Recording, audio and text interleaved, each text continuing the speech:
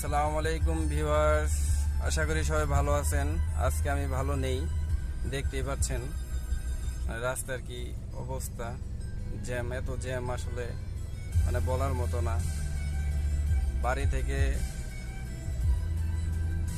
আজকে বেরই হতে চাইনি, এক বড় ভাই ইমন ভাইয়ের রিকোয়েস্টে আজকে বাড়ি থেকে বের হলাম। বের হয়ে যা দেখলাম বলার মতো না। সন্ধ্যা 7টায় রওনা হয়েছি ঢাকার উদ্দেশ্যে, রাত বাজে 4:08। মাত্র আসলাম ঢাকাতে, এসে এখন রওনা হলাম।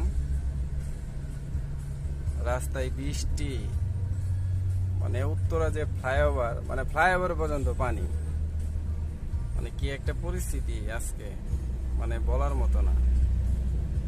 ফ্লাইওভারে কি পানি আটকে আমার জানা নাই, কিন্তু ওই এত পরিমাণ পানি, কি বলবো।